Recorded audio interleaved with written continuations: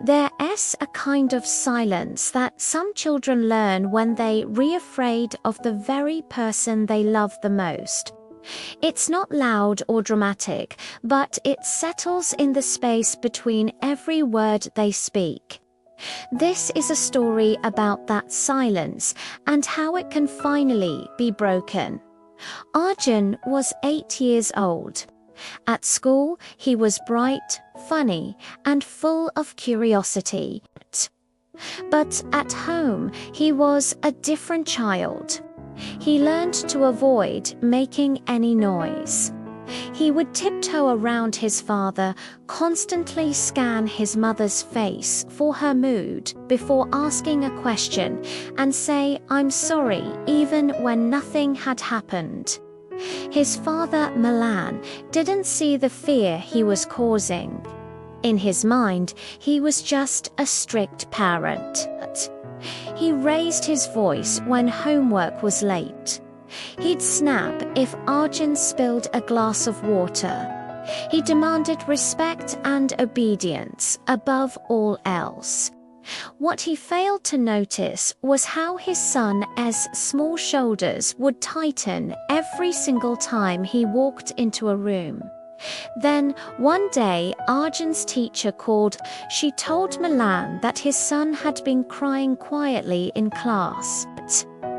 Milan rushed to the school, his mind racing, imagining bullies or mean-spirited friends. But when he got there and asked Arjun what was wrong, his son whispered, "I don't want to go home today." Those words hit Milan like a ton of bricks. He froze. "Why?" he asked, trying to keep his voice calm. "Because when I make mistakes, you get angry," Arjun said, his eyes glued to the floor. "And I get scared."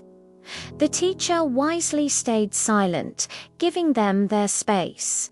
A heavy feeling settled deep in Milan's chest. He had always believed that fear was the same thing as respect. But hearing those words from his own child made him finally understand the difference. Respect allows you to speak your mind. Fear silences you completely. That evening, Milan did something he had never done before. He knocked gently on Arjun's door before entering. He sat down on the floor right beside him. "I didn't know I scared you," he said, with complete honesty. "And for that, I am truly sorry." Arjun didn't reply at first, but then he gave a slow, hesitant nod. "I get angry because I just want you to do well," Milan continued. "But I forgot that you are still learning. And part of learning is making mistakes, for the very first time." Milan hugged his son without expecting a perfect report card or a perfectly clean school bag in return. They made a simple deal.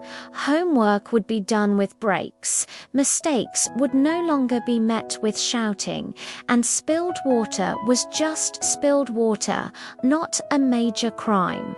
Over the next few weeks, tiny changes started to ripple through their home. The dinner table was filled with more conversation. The living room echoed with more laughter. Arjun started knocking on doors, not out of fear, but out of simple politeness. And Milan practiced speaking calmly, even when he felt his frustration rising. Children don't remember every single lesson we try to teach them, but they will always remember how we made them feel. A child who fears their parent learns to hide parts of themselves, but a child who feels safe learns how to grow.